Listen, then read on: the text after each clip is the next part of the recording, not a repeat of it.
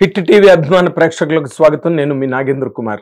ఇప్పుడు మీ ముందుకు నేను వచ్చిన కారణం అదే నిన్న మొన్న జరిగిన బ్రహ్మానందం ప్రీ రిలీజ్ ఈవెంట్లో మెగాస్టార్ చిరంజీవి గారు మాట్లాడిన దాని మీద రేగిన ఒక రకమైన గందరగోళం ఈ సోషల్ మీడియా ద్వారా ఆయన మీద దుమ్మెత్తి పోసిన విధానం, ఆయన మాటల్ని పూర్తిగా వక్రీకరించి మాట్లాడడం, ఇలాంటి ఇష్యూ మీద మీతో నేను నా ఒపీనియన్ షేర్ చేసుకోవడం కోసం వచ్చానండి. ఇందులో ఇప్పుడు చిరంజీవి గారు మాట్లాడింది కంప్లీట్గా ఒక కమీడియన్, అంటే ఒక లెజెండరీ కమీడియన్ ఫంక్షన్కి వెళ్ళారు. ఆయన కూడా ఎవరు, చిరంజీవి గారికి అంటే బ్రహ్మానందం గారి మాటలోనే చెప్పాలంటే ఆయన కారులోకి ఆల్ స్టేషన్ డాగ్ లాగా ఎక్కి కూర్చునేవాడిని అని బ్రహ్మానందం గారు లాంటి ఒక హైలీ సెలబ్రేటెడ్ లెజెండరీ కమీడియన్ మాట్లాడిన మాట. అంటే చిరంజీవి గారి స్టేజ్ ఏంటి, చిరంజీవి గారి రేంజ్ ఏంటి అన్నది అక్కడ మనకి అర్థమవుతుంది. ఒకటి. రెండో పాయింట్, చిరంజీవి గారు అక్కడ ఊరికే ఒక గంభీరంగా కూర్చుని లేదా ఒక బింకంగా బిగ్గరగా అంటే చాలా స్టిఫ్గా కూర్చుని అక్కడ ఫంక్షన్లో పార్టిసిపేట్ చేయడానికి వెళ్ళలేదు. ఆయన వెళ్ళినప్పుడే ఒక మూడ్ ఆఫ్ ఎంచాంట్మెంట్, ఒక మూడ్ ఆఫ్ ఎంజాయ్మెంట్లో అక్కడికి వెళ్ళారు.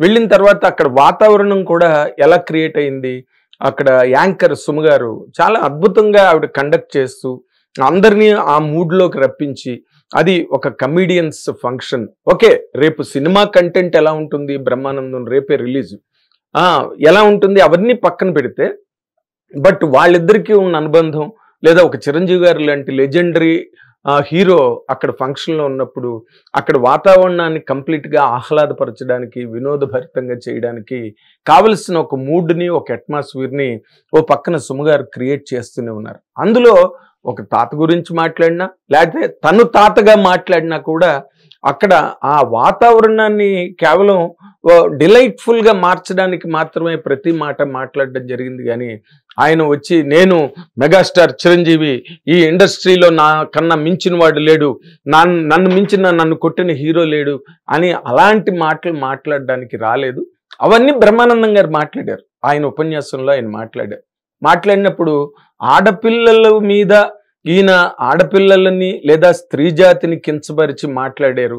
ఆయన మాట్లాడింది ఏంటి, ఆయన మాట్లాడింది ఒక వారసుడు మన లెగసీని క్యారీ చేయడానికి ఒక మగపిల్లడు పుడితే బాగుంటుంది, అందుకని ఆ మగపిల్లని ఇవ్వరా అని చెప్పి రామ్ చరణ్ నేను అడుగుతున్నాను అనే మాట.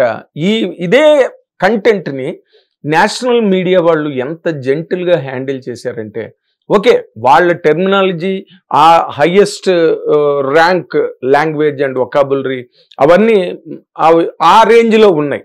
కానీ వాళ్ళు డ్రైవ్ చేసిన కంటెంట్ కానీ అక్కడికి వచ్చిన స్కాలర్లీ గెస్టులు కానీ ఎంత జెంటిల్గా దాన్ని ఎంత అన్బయాస్డ్గా మాట్లాడారు అంటే, వాళ్ళు అన్నది ఏంటి, అస్సలు చిరంజీవి గారు ఆ యాంగిల్లో మాట్లాడలేదు.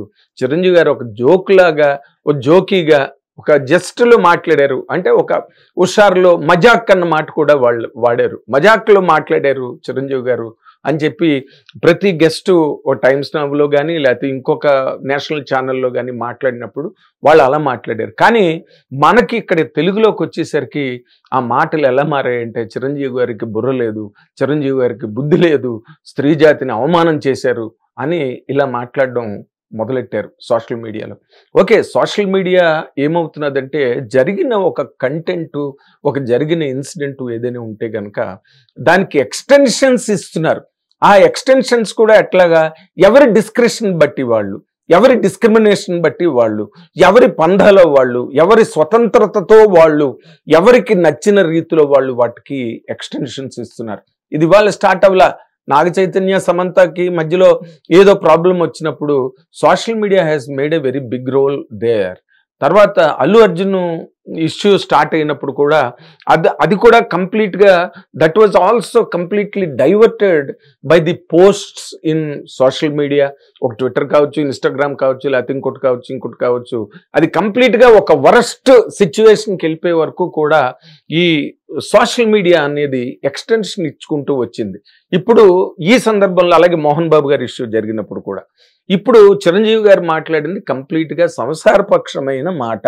వాళ్ళు నార్త్ ఛానల్స్లో అది బాగా పిక్చరైజ్ చేశారు, అది బాగా రిఫ్లెక్ట్ చేశారు. అదేంటంటే మన కుటుంబాల్లో అపుత్రస్య గతిర్నాస్తి అన్న మాట చాలా పాపులర్ ఏజెస్ కింద నుంచి వస్తున్నది. ఎందుకంటే పున్నామ నరకం నుంచి తప్పించడానికి పుత్రుడు కావాలి, అది ఆడపిల్లల బాధ్యత కాదు. మన హిందూ ధర్మంలో కొన్ని పెట్టారు. హిందూ ధర్మం అనే కాదు, ఇండియాలో ఎన్ని రిలీజియన్ పాటించే దాంట్లో ఆ కైండ్ ఆఫ్ అప్రోచ్ ఉన్నది మొదటి నుంచి. ఇది సిన్స్ ఏజెస్. దాన్ని ఇప్పుడు ప్రతి బ్రెయిన్లోని ఒక సెటప్ అయిన మైండ్లో సెటప్ అయినది ఏంటంటే మగపిల్లలు కావాలి. మగపిల్లలు దేనికి కావాలి? ఓకే, ఆడపిల్లలు ఈ రోజున తక్కువ ఏం లేరు. ఆడపిల్లలు ప్రతి కార్పొరేట్ సెక్టర్ నుంచి సైన్స్ అండ్ టెక్నాలజీలోని అండ్ ఎడ్యుకేషన్లోని పాలిటిక్స్లోని ఒక చోట కాదు. ఈ రోజున స్త్రీ శక్తి అన్నది ఎంత గొప్పగా మన భారతదేశంలో డామినేట్ చేస్తున్నది అంటే అసలు యూ కాంట్ బిలీవ్. అంత గొప్ప అంటే ఇవాళ ఆ స్త్రీ జాతి నశించిపోవాలా, స్త్రీ జాతికి అసలు స్థానం లేదా, స్త్రీ జాతికి ఆ మాత్రం గౌరవం లేదా అని చెప్పి మాట్లాడుతున్నారు కొంతమంది చిరంజీవి గారికి ఎగ్నెస్ట్గా. ఇవాళ స్త్రీ జాతి ఏంటయ్యా? స్త్రీ జాతి ఏనాటిది? యుద్ధాలు చేసిన వాళ్ళు ఏనాటి నుంచి, మన రాణి రుద్రమ్మ గారి దగ్గర నుంచి, ఝాన్సీ లక్ష్మీబాయి గారి దగ్గర నుంచి, ఒక భారతదేశాన్ని గడగడలాడించిన ఒక ఇందిరాగాంధీ గారి దగ్గర నుంచి, అసలు ఒకళ్ళ పేరు చెప్పడానికి కాదు, మన సినిమా ఇండస్ట్రీలోనే ఎంతమందో అద్భుతమైన నటీమణులు, సినిమా పరిశ్రమకి ప్రాణం పోసిన నటీమణులు, సావిత్రి గారి నుంచి తీసుకుంటే జయసుధ గారు, విజయశాంతి గారు, వాళ్ళు సినిమాలకి ప్రాణం పోసారు. కోటాను కోట్ల బడ్జెట్ పెట్టి తీసిన సినిమాల్లో. అలాగే సాంఘిక చరిత్రగా తీసుకుంటే ఝాన్సీ లక్ష్మీబాయి గారు వారసుడు లేని కారణంగా ఆవిడ బ్రిటిష్ వాళ్ళకి గుండెని ఎదురొడ్డి ఆవిడ పోరాటం చేసి ప్రాణాలు కోల్పోయారు. ఆవిడ రాణి రుద్రమ్మగా చరిత్ర చదివారా మీరు? ఈ రోజు స్త్రీ జాతిని చిరంజీవి గారు ఏదో చాలా ఘోరాపకారం చేసేసినట్టు, ఘోర అవమానం చేసినట్టుగా ఎవరికి నచ్చినట్టు వాళ్ళు చిరంజీవి గారి గురించి మాట్లాడుతున్నారు. ఆయన మాట్లాడిన మాటలేంటి, మీరు దాని మీద చేస్తున్న విశ్లేషణలు ఏంటి, వ్యాఖ్యానాలు ఏంటి, ఒక్కసారి ఆలోచించుకోండి మీరేం మాట్లాడుతున్నారో. ఆయన ఏం మాట్లాడారు? ఇందాక నేను చెప్పాను, అపుత్రస్య గతిర్నాస్తి అని. అది ఈనాటి నుంచో యుగాలుగా ఉన్న మాట మనకి. ఎందుకంటే మగపిల్లని ఎందుకు కోరుకుంటారయ్యా అంటే, ఆడపిల్లని ప్రతిదానికి ఆడపిల్ల గౌరవాన్ని తగ్గించి ఆడపిల్లని పువ్వులాగా పెంచమన్నారు, మగపిల్లల్ని కర్ర పెట్టి కొట్టి పెంచమన్నారు. అది మగపిల్లడి స్థానం సమాజంలో కానీ కుటుంబాల్లో కానీ. ఆడపిల్లని ఎవరికి సంబంధించిన ఆర్థిక స్థాయిలో వాళ్ళు చాలా గౌరవంగా పెంచుకుంటారు, వాళ్ళు చాలా ప్రేమగా ఎంతో పదిలంగా పువ్వులా పెంచుకుంటారు ఆడపిల్లని. మగపిల్లడు అలా కాదు. 10 ఏళ్ల దగ్గర నుంచి టికెట్లలో పనిచేస్తారు, హోటల్స్లో పనిచేస్తారు, బస్సుల్లో పనిచేస్తారు, క్లీనర్స్గా పనిచేస్తారు, సినిమా ఇండస్ట్రీలో లైట్ మ్యాన్ల దగ్గర పనిచేసి వాళ్ళ ఇంటికి తీసుకెళ్ళి మీరు చూసుకోండి. నేనే ఇంటర్వ్యూలు చేశాను. చమక్ చంద్ర మాట్లాడితే నాకే కళ్ళని నీళ్ళు వచ్చాయి. అంటే ఒక కుర్రాడు తల్లిదండ్రుల తాలూకా కళలను పండించడానికి ఒక తండాలో ఒక కుర్రాడు ఎంత గొప్పగా బయటకు వచ్చాడు. లేకపోతే నిన్న ధనరాజు అనే ఒక కమిడియన్, జబర్దస్త్ కమిడియన్, తన తల్లిదండ్రుల గురించి ఎలా బాధపడ్డాడు అంటే, తను ఆర్థికంగా బలపడిన తర్వాత తల్లిదండ్రులు లేరని. ఆడపిల్లకి ఆ బాధ్యత ఉండదు. ఆడపిల్ల ఒక్కసారి మ్యారేజ్ చేసుకుని వెళ్ళిన తర్వాత ఆ ఇంటి పిల్ల అవుతుంది. అందుకే ఆడపిల్ల అన్నారు. ఆడ అంటే అక్కడ, ఆడపిల్ల అంటే అక్కడికి వెళ్ళిపోతుంది. ఆ పిల్లకి ఈ పుట్టింటి తాలూకు బాధ్యతలు కానీ, పుట్టింటి తాలూకు బరువులు కానీ, పుట్టింటివి సంబంధించిన ఏవి ఒకే చుట్టపు చూపుగా వచ్చి వెళతారు ఆడపిల్లలు. కానీ ఈడవాడు అంటారు మగపిల్లల్ని. ఈడ అంటే ఇక్కడ వాడు అంటే ఇక్కడ బాధ్యతలు కానీ, ఇక్కడ బరువులు కానీ, ఇక్కడ ఏ చెత్త ఉన్నా కూడా నెత్తి మీద జిహెచ్ఎంసీ చెత్త పోసుకుని ఆ మగపిల్లుడు ఆ కుటుంబాన్ని కుటుంబం తాలూకా కార్యక్రమాలన్నీ నెరవేర్చి ఈడేర్చవలసిన బాధ్యత అన్నది మన ధర్మశాస్త్రాల ప్రకారం మగపిల్లడికి అప్పచెప్పారు. అందుకే ఏం చెప్పారు? ఆర్య షోడశవత్సరహ అన్నారు. అంటే 17 ఏళ్ళు వచ్చిన దగ్గర నుంచి ఒక పెద్దవాడైన వాడిగా ట్రీట్ చేసి వాడికి బాధ్యతలు అప్పచెప్పమని. అంటే కనీసం అంటే చితి పెట్టడానికైనా, నన్ను కాల్చడానికైనా ఒక మగపిల్లడు కావాలనుకున్న కుటుంబాలు ఉన్నాయి. ఎందుకంటే అది ఆడపిల్లల బాధ్యత కాదు, మన ధర్మశాస్త్రం ప్రకారం అది ఆడపిల్లల బాధ్యత కాదు. కానీ అఫ్కోర్స్ ఈ రోజుకి ఆడపిల్లలు అలాంటి కార్యక్రమాలు చేస్తున్న ఆడపిల్లలు కూడా ఉన్నారు. అన్నదమ్ములు లేని చోట ఆడపిల్లలు తల్లిదండ్రుల తాలూకా ఫ్యూనరల్ బాధ్యతల్ని ఆడపిల్లలు తీసుకున్న సందర్భాలు ఇండియాలో చాలా ఉన్నాయి, మనకు తెలుస్తున్నాయి. ఎప్పుడో దాసనారాయణరావు గారు ఈ కార్యక్రమం, ఈ స్త్రీ జాతి ఉమెన్ ఎంపవర్మెంట్ అన్నది లేని రోజుల్లో దాసనారాయణరావు తీశారు. ఆడపిల్లలు వెళ్ళి చితికి మంట పెడుతుంది. ఇవన్నీ మనకి ఎన్నో ప్రెసిడెంట్స్ మనం కళ్ళ ముందు నడుస్తున్నప్పటికీ కూడా నిన్న చిరంజీవి గారు మాట్లాడిన దాన్ని చాలా అసలు భూతద్దంలో పెట్టి చూసి దాని మీద చిరంజీవి గారు ఇష్టం వచ్చినట్టు మాట్లాడుతున్నాడు, చిరంజీవి గారికి బుద్ధి లేదు బుర్ర లేదని మాట్లాడుతున్నప్పుడు మనకుందా లేదా అన్నది ఆలోచించుకుని మాట్లాడాల్సిన అవసరం చాలా ఉంది. ఎందుకంటే లెజెండ్స్ని మాట్లాడుతున్నప్పుడు ఒళ్ళు దగ్గర పెట్టుకుని మాట్లాడాల్సిన అవసరం ఎంతైనా ఉంది.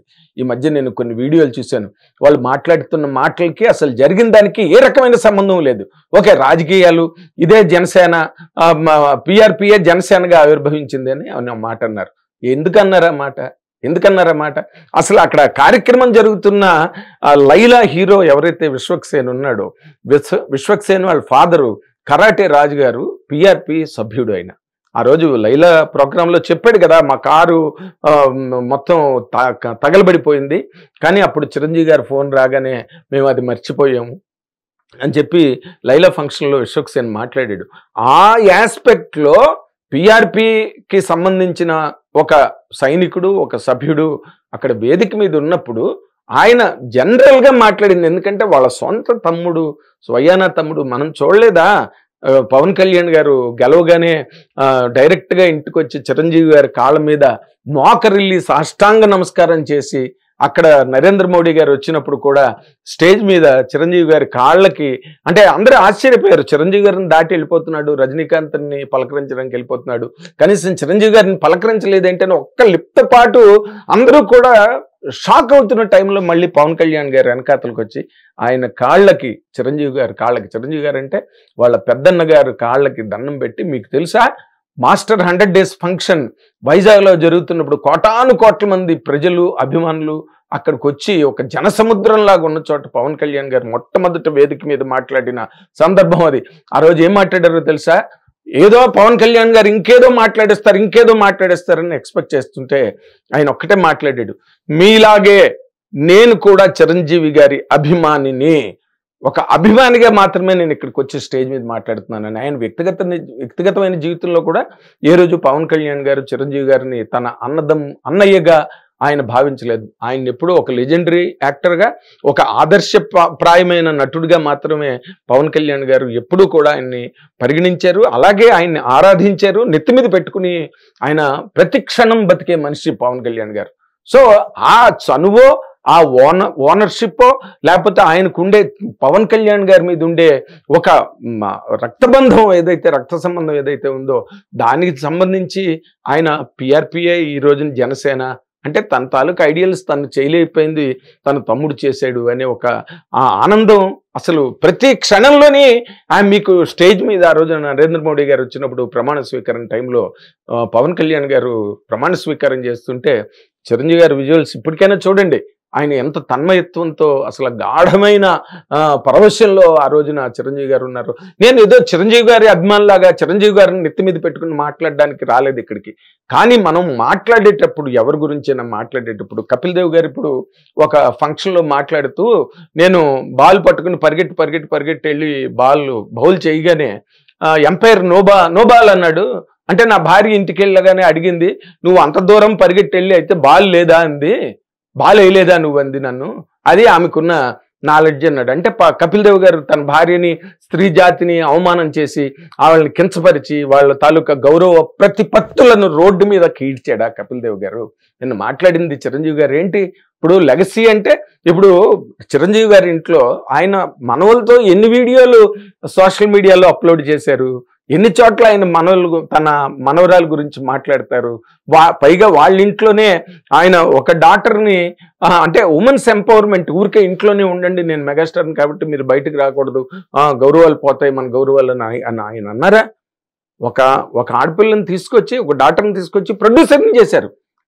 ఆ డాక్టరు కాస్ట్యూమ్స్ కూడా జై చిరంజీవికి సినిమాకి చూశారు. అంటే అలాంటి బాధ్యతలు అప్పచెప్పి ఒక ఉమెన్స్ ఎంపవర్మెంట్, ఆడపిల్లలు కూడా ముందుకెళ్ళాలి, ముందుకు అడుగేయాలి అనే ఒక ప్రోగ్రెసివ్ మైండ్ సెట్ ఉన్న వ్యక్తి చిరంజీవి గారు.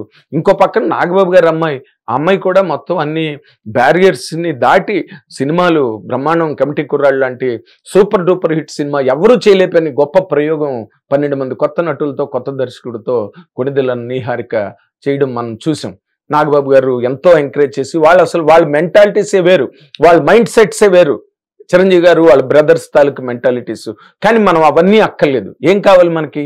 మనం యూట్యూబ్లో కూర్చుని మాట్లాడాలి, చిరంజీవి గారి గురించి మాట్లాడి చిరంజీవి గారికి అది లేదు, చిరంజీవి గారికి ఇది లేదు, చిరంజీవి గారి దుర్మార్గుడు, స్త్రీ జాతికి ద్రోహి అనే రేంజ్లో మనం గనక మాట్లాడితే మన వీడియోలు కొంతమంది చూస్తారు, మనకు కొంత వ్యూవర్షిప్ వస్తుంది అనే ఒక అంటే చాలా దయనీయమైన ఆశ తప్పితే అందులో అసలు మాట్లాడింది ఏంటి, మనం మాట్లాడుతుంది ఏంటి అన్న విచక్షణ కానీ వివేచన కానీ ఎక్కడైనా ఉన్నాయా ఆ మాటల్లోని?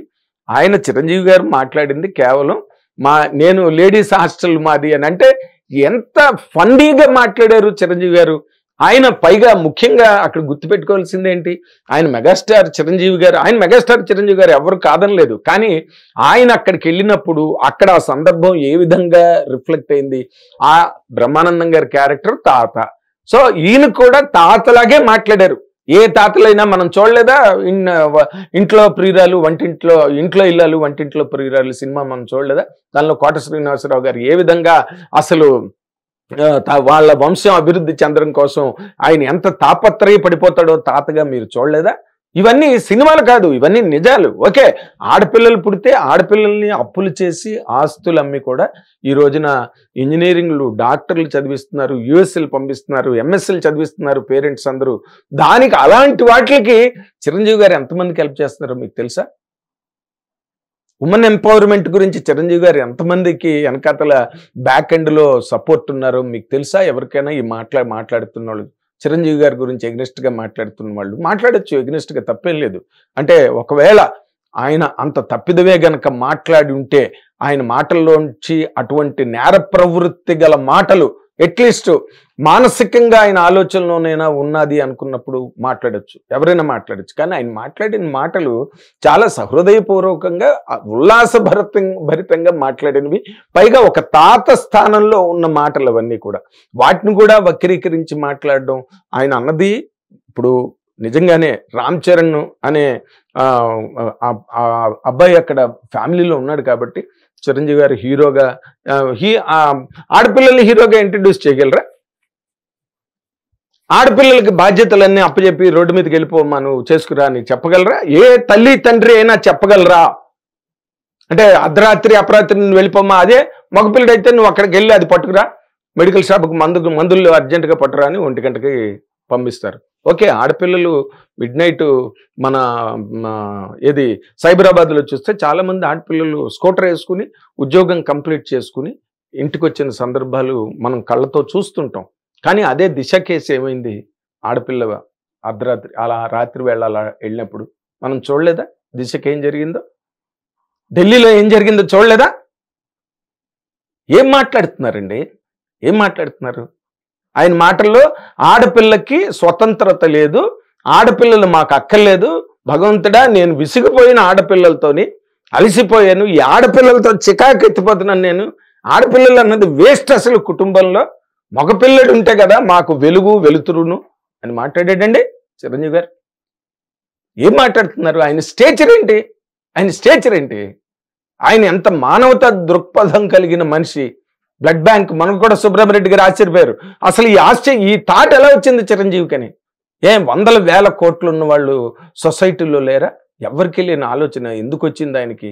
మొన్న కూడా నారా భువనేశ్వర్ గారు తలసీమియా వ్యాధికి సంబంధించిన ముఖ్యమంత్రి గారి భార్య నారా భువనేశ్వరి దేవి గారు తలసీమియా వ్యాధి మీద తమన్తో మ్యూజికల్ ప్రోగ్రామ్స్ గట్టా చేసి ఆ నిధుల్ని వాళ్ళకి సమాజ సేవకు ఉపయోగించాలని ప్రయత్నాన్ని ప్రారంభించారు, కొనసాగిస్తున్నారు. ఎప్పటి నుంచో ఉన్నదే. ఆ తలసీమియా వ్యాధి గురించి చిరంజీవి గారు ఎప్పటి నుంచి చెప్తున్నారు మాకు? నేనే ప్రత్యక్ష సాక్షిని. నాకే చెప్పేవారు లొకేషన్లో షూటింగ్లో ఉన్నప్పుడు. ఎంతమంది తలసీమియా వ్యాధికి బలైపోతున్నారు, దాని బారిన ఎంతమంది పడిపోతున్నారు అని ఆయన చాలా తీవ్రంగా ఆలోచించి, ఆయనకి ఏం సంబంధం అండి? ఆయన hero, most sought after hero, box ఆఫీసులు బద్దలు కొట్టేసిన హీరో. ఆయనకేం అవసరం? తలసీమియా వ్యాధితో ఎవరో చచ్చిపోతే ఆయనకి ఏం అవసరం? బ్లడ్ బ్యాంక్ ఎందుకు స్టార్ట్ చేశారు ఆయన? దాని వెనకాతల ఆలోచన ఏంటి? బ్లడ్ బ్యాంక్ స్టార్ట్ అయిన తర్వాత ఓకే, సినికల్ మైండ్స్ అన్న వాళ్ళు ఎక్కడైనా ఉంటారు, ఎప్పుడైనా ఉంటారు. సినికల్ మైండ్స్ బ్లడ్ బ్యాంక్లో ఎంతో అక్రమాలు జరిగిపోతున్నాయి అని దాని మీద కంప్లైంట్ చేస్తే he came out with a clean chit. అజేయుడిగా బయటకు వచ్చారు చిరంజీవి గారు. ఆ బ్లడ్ బ్యాంక్ ద్వారా ఎంతమందికి సాయం జరిగింది? కరోనా టైంలో ఆక్సిజన్ వ్యాన్స్ ఆయన సొంత డబ్బుతో తిప్పారు, చందాలు కలెక్ట్ చేసి కాదు. ప్రతి కరోనా టైంలో సినిమా కార్మికులకు ఆయన చేసిన సహాయం, ఆయన ఉపకారం సినిమా ఇండస్ట్రీలోకి వచ్చి అడిగితే చెప్తారు. ఆయనతో నటించిన ప్రతి హీరోయిన్, ఒక సుహాసిని గారు కావచ్చు, ఒక రాధిక గారు కావచ్చు, ఒక రాధ గారు కావచ్చు, ఎవరైనా సరే ఆయనతో యాక్ట్ చేసి ఆయనతో స్క్రీన్ షేర్ చేసుకున్న వాళ్ళు ఇప్పటికీ ఆయనతో చాలా అద్భుతమైన అనుబంధాన్ని, స్నేహాన్ని కంటిన్యూ చేసి మెయింటైన్ చేస్తున్నారు. అలాంటి ఒక చాలా ఉన్నతమైన వ్యక్తిత్వం గల ఒక వ్యక్తి, హీరో అవన్నీ పక్కన పెట్టండి. ఇప్పుడు సినిమా కార్మికుల కోసం అని చెప్పి ఆయన ఒక పెద్ద ఆసుపత్రి కడుతున్నారు హైదరాబాద్లో. ఎవరు చేస్తారండి? ఎవరికేమవసరం? మీ దగ్గర రికార్డు ఉంటే చూపించండి నాకు. ప్రపంచ సినీ చరిత్రలో ఏ హీరో అయినా సామాజిక సేవా రంగంలోకి వచ్చి ఈ విధంగా తన సొంత డబ్బులతో ఇలాంటి కార్యక్రమాలు చేసిన ఒక హీరోని మీరు కనుక చెప్పగలిగితే నేను ఛాలెంజ్ చేస్తున్నా ఈ రోజున.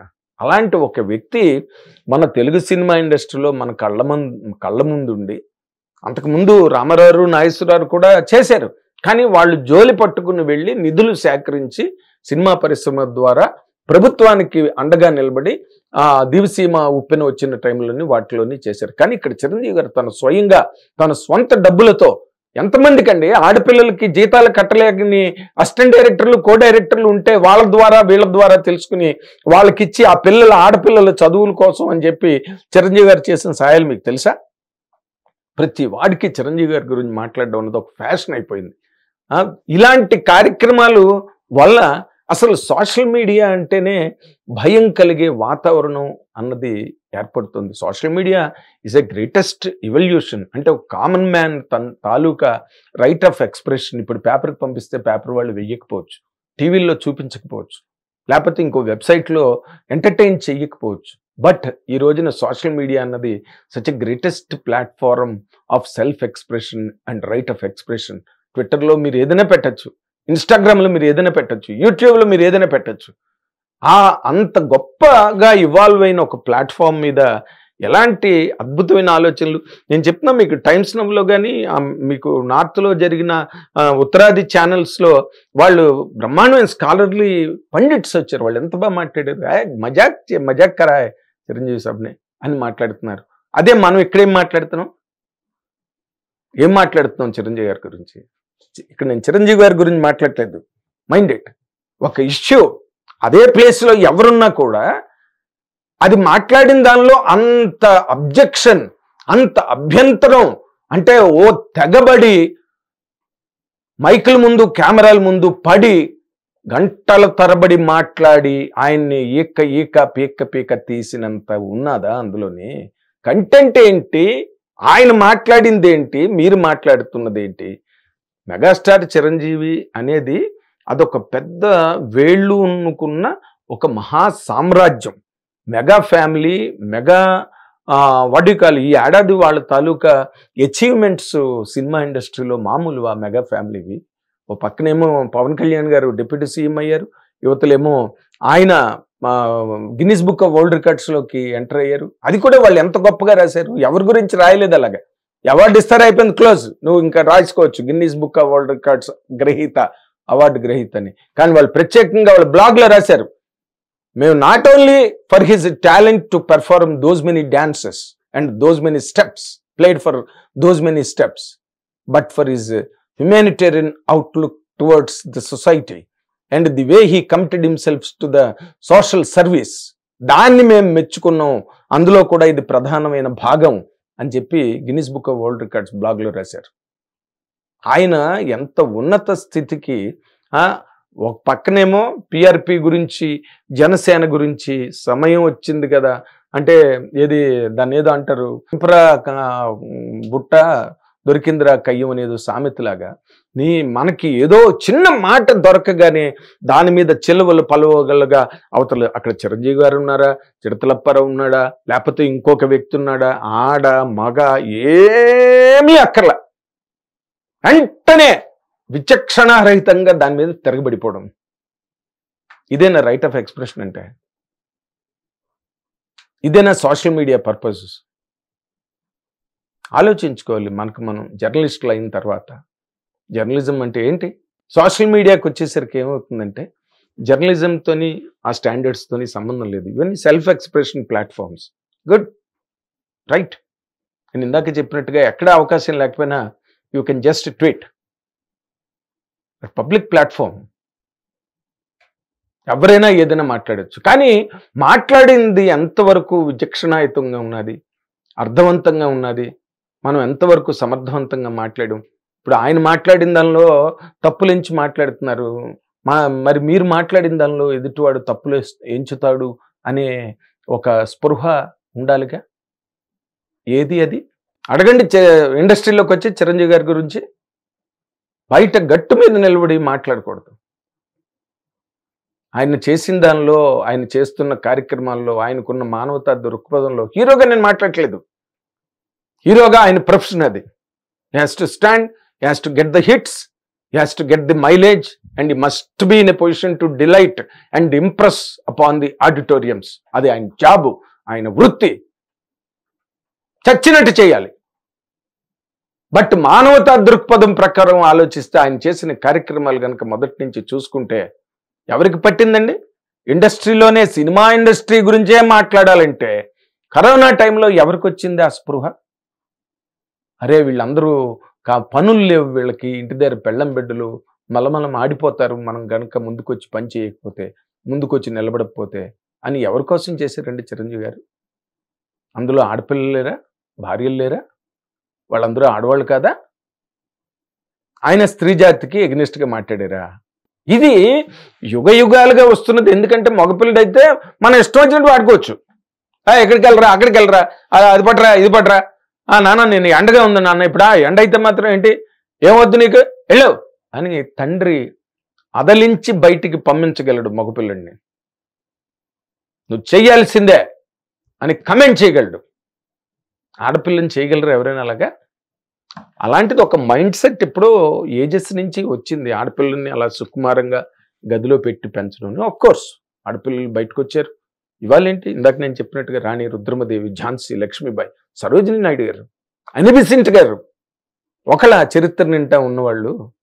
ఆ పరంపర ఈరోజు కొనసాగుతుంది. సుధామూర్తి గారిని చూస్తే కళ్ళని నీళ్ళు రావా? సుధామూర్తి గారు ఇంగ్లీష్ మాట్లాడుతుంటే ఎక్కడ చదువుకున్నారు ఆవిడ? What is your stature today? Kalpana చావ్లాని మర్చిపోగలరా మీరు? ప్రాణాలకు తెగించే స్పేస్లోకి వెళ్ళి ల్యాండ్ అవ్వకుండానే ప్రాణాలు కోల్పోయిన మహాతల్లి, బంగారు తల్లి కల్పనా చావ్లా. సునీత విలియమ్స్ 6 నెలలు స్పేస్లో ఉన్నారు. Can anybody do that? ఎవరండి ఆడవాళ్ల తాలూకా గౌరవాన్ని తగ్గిస్తున్నారు, తగ్గించే ప్రయత్నం చేస్తున్నారు? పైగా చిరంజీవి గారు లాంటి వివేకవంతుడు, చిరంజీవి గారు లాంటి విచక్షణాయుతమైన వ్యక్తి మాట్లాడడానికి నోటికి ఏదో నాలికి నరం లేదంటారే, ఇష్టం వచ్చినట్టు చిరంజీవి గారు అనగానే ఓమని విరుచుకు పడిపోవడం. కానీ చిరంజీవి గారి వ్యక్తిత్వం ఏంటి, ఆయన సమున్నతమైన ఆయన తాలూకా మనస్తత్వం ఏంటి, ఇవన్నీ ఆలోచించుకుని మాట్లాడితే కూడా అది నార్త్ ఛానల్స్ వాళ్ళు చేశారు. నార్త్లో అందరూ అదే మాట్లాడారు, చాలా జావియల్గా మాట్లాడారు. వచ్చినాను జస్ట్ జోక్ అని గెస్ట్లు వచ్చిన వాళ్ళందరూ కూడా మాట్లాడుతుంటే, మనకి ఇక్కడ తెలుగులో మన చిరంజీవి గారికి మనం అత్యంత చేరువుగా ఉన్న వ్యక్తులు అందరికీ ఏదో రకంగా ఆయన ఎవరిని ఏ రోజున ఒక చిన్న పత్రిక వచ్చినా కూడా వాళ్ళకి కవర్ పేజ్ ఇచ్చి పంపించేవారు. ఎందుకంటే చిరంజీవి గారు కవర్ పేజ్ వెయ్యకపోతే పత్రిక ఒక్కటి కూడా అమ్ముడు కాని రోజులు ఈ పరిశ్రమలో, ఈ మార్కెట్లో ఉన్నాయి. అలాగని ఏ రోజున ఆయన ఎవరిని రిఫ్యూజ్ చేయలే, పిలిచి ఇచ్చారు. ఎందుకంటే వాళ్ళకి అవసరం, వాళ్ళ పత్రిక అమ్ముడుపోవాలంటే తన ఫోటో ఉండాలి అనే ఒక యాంగిల్ ఆఫ్ అండర్స్టాండింగ్ ఆయన చేసిన వ్యక్తి. అయినా ఏం తెలుసని చిరంజీవి గారి గురించి మాట్లాడుతున్నారు మీరు? బయట మాట్లాడింది ఏం మాట్లాడారు తప్పు దానిలో వివరించండి వచ్చి. ఇప్పుడు మగపిల్లడు పుడితే తన లేడీస్ హాస్టల్లా ఉందని it is completely a joke to entertain the public. ఆయనకున్న maturity is also aged enough మాట్లాడారంటే. అని చిన్న కుర్రాడా, ఎంత చరిత్రని సృష్టించిన వ్యక్తి, ఎంత చరిత్రని దాటుకొచ్చిన వ్యక్తి, ఎన్ని శిఖరాలను సృష్టించిన వ్యక్తి ఆయన తప్పు మాట్లాడతారా? ఆయనకు తెలియదు ఆయన కుటుంబ గౌరవం, ఎవరి గురించి మాట్లాడారో ఎవరి గురించి మాట్లాడకూడదో తెలియదు ఆయనకి. ఆయన ఎప్పుడో మాట అంటుంటారు. పెదవి రామలింగ గారు చెప్పారన్నమాట ఆయన చాలా సందర్భాల్లో రిపీట్ చేశారు. పెదవి దాటిన మాట నీకు ప్రభువు, పెదవి దాటని మాటకు నువ్వు ప్రభువు అని. ఆయన చాలా సందర్భాల్లో ఎంతో కంట్రోల్డ్గా మాట్లాడే వ్యక్తి. నిన్న ఊరికే బ్రహ్మానందం గారు ఆ సరదాగా కామెడీ ఆ అట్మాస్ఫియర్ మొదట ఏదో బ్రహ్మానందం గారి గురించి చెప్తే మళ్ళీ దాని మీద కూడా కామెంట్లు, సొంత డబ్బా కొట్టుకున్నాడు, సొంత డబ్బా ఏంది. బ్రహ్మానందం గారు లాంటి ఒక గ్రేటెస్ట్ కమీడియన్ని సినిమా ఇండస్ట్రీలో ఎంకరేజ్ చేసిన వ్యక్తి చిరంజీవి గారు, మా అందరికీ తెలుసు. I have an association with that legend about 40 years. ఎంతమందిని ఆయన ఎంకరేజ్ చేశారో తెలుసా మీకు? రచయితలను ఇంటికి పిలిచి ఎంత సన్మానం చేస్తారో తెలుసా మీకు? అక్కడ సింహాసనం వేస్తే అందరూ రాఘవేంద్రరావు ఇంట్లో నేను కూర్చోను, సత్యానంద్ గారు కూర్చోవాలన్నాడు అక్కడ. ఆయన రచయితే గ్రేట్ చక్రవర్తి, రచయితలే కింగ్లు అని చెప్పి నేను కూర్చోనని చెప్పి సత్యానంద్ గారిని కూర్చోబెట్టారు చిరంజీవి గారు ఆ కుర్చీలో. ఆయనకున్న విచక్షణ మామూలుదా? ఊరికే సినిమా హిట్లతో మనిషి అంత ఉన్నతికి ఎదగలేడు. దాంట్లోని ఎక్కడో ఇన్నేట్ ఫ్లేర్, ఇన్బోర్న్ కెపాసిటీస్ అని కొన్ని ఉంటాయి మనిషికి, కన్నుడు కాచుకుండలాగా. వాటితో వచ్చిన వ్యక్తి ఆయన. అలాంటి వ్యక్తి మీద ఇష్టం వచ్చినట్టు అంటే చిరంజీవి అనగానే నోరు పారేసుకోవడమే గబుక్మని. కానీ ఒక్కటి చెప్తున్నా, ఇవన్నీ కాలాంతరంలో, అంటే ఇంగ్లీష్లో ఒక సామెత ఉంది, tough times do not last but tough people do. Is a tough man, he can stand against any calamity, any upheaval, any debacle, any obstacle, any hindrance. ఇవాళ ఏదో అవకాశం దొరికింది కదా అని అసలు ఆయన అనని మాటల్ని వక్రీకరించి ఓర్మని పడిపోతున్నారు గుర్తింపు కోసమా. అంటే చిరంజీవి గారి గురించి మాట్లాడితే అందరూ చూస్తారన్నా, కరెక్ట్ కాదు. అది సోషల్ మీడియాకు వాల్యూ ఉన్నది, చాలా గొప్ప ప్లాట్ఫామ్. టెక్నాలజీ మనకు అందించిన, కానుకగా ఇచ్చిన ఒక గొప్ప ప్లాట్ఫామ్. దాని మీద ఎన్నో ఇష్యూస్ ఉన్నాయి. ఈ ప్రపంచంలో ప్రభుత్వాలకు తెలియాల్సిన ఇష్యూస్ ఉన్నాయి. చిరంజీవి గారు లాంటి అంటే సామాజిక సేవా దృక్పథం ఉన్న మనుషులకు తెలియాల్సిన విషయాలు చాలా ఉన్నాయి. సమాజం ఫేస్ చేస్తున్న ప్రాబ్లమ్స్ చాలా ఉన్నాయి. వాటి మీద సోషల్ మీడియాని వాటి కోసం వాడితే సమాజానికి ఎంతో గొప్ప మేలు జరుగుతుంది. ఆలోచించండి. చిరంజీవి గారిని మనం టార్గెట్ చేసి అటాక్ చేసి మాట్లాడేస్తే మనం చాలా గొప్పవాళ్ళం అయిపోయాం. చిరంజీవి గారు కాదు, ఫర్ దట్ మ్యాటర్ అక్కడ ఎవరున్నా కూడా. నేను ఇందాక అదే చెప్పాను, కపిల్ దేవ్ గారిని ఏమంటారు, అది నా భార్యకు వచ్చిన భాష, అది నా భార్య అర్థం చేసుకున్నదని చెప్పి భార్య మీద ఆయన కామెడీ చేసి జోక్ చేశారు ఆయన పబ్లిక్ డయాస్ మీద. అంటే ఇంకా కపిల్ దేవ్ గారి మీద పడిపోతామా? ఈ భారతదేశానికి ఫస్ట్ టైం వరల్డ్ కప్ పట్టుకొచ్చిన వాళ్ళు, లేకపోతే ఇండియా అంతవరకు కూడా మనతో పాటు మ్యాగజైన్లోనే చూసేది వరల్డ్ కప్. డైరెక్ట్గా వెళ్ళి ముట్టుకున్నది కూడా లేదు, ఎప్పుడు ముట్టుకునేవారు కదా గెలిచే వరకు. అవి అక్కర్లేదు మనకి. అక్కడ జరుగుతున్నది రాహుల్ వాళ్ళు చేసిన దీనిలో నిన్న వాళ్ళు అడిగిన ప్రశ్నలు కానీ వాళ్ళు మాట్లాడిన మాటలు ఏరేటెడ్ ప్రోగ్రామ్ అది. అలాంటి వాళ్ళ మీద పడ్డారంటే అర్థం ఉన్నది. వాళ్ళు అడిగే మాటలు కానీ, ఆడపిల్లలు సైతం మాట్లాడుతున్న మాటలు కానీ, అందులో వాటిని చాలా సీరియస్గా జరుగుతున్నది అక్కడ. ఫడ్నవీస్ గారు కేసు దాని మీద ఎఫ్ఐఆర్లు 4-5 చీఫ్ మినిస్టర్లు దాని మీద ఎఫ్ఐఆర్లు బుక్ చేశారు ఆ ప్రోగ్రామ్ మీద. చిరంజీవి గారు అలా మాట్లాడారా? నో, కరెక్ట్ కాదు. మీడియాకే కరెక్ట్ కాదు అది. మీడియా ఈజ్ అ గ్రేట్, ఎలాంటి స్టాల్వర్డ్స్ ఉన్నారు మీడియాలో. We're walking in their footprints. We should. Thank you. Hit TV app, ఇందులో short news, live news, entertainment shows, movies, digital magazines తో పాటు మీ జిల్లా వార్తలను కూడా ఫ్రీగా చూడొచ్చు. అంతేకాదు కేజీ నుంచి పీజీ వరకు విద్యార్థులకు స్కాలర్షిప్ కూడా అందిస్తున్నాం. ప్రతి వారం 10 మందికి లక్కీ డ్రా ద్వారా ఒక్కొక్కరికి 10,000 రూపాయలు అందిస్తున్నాం.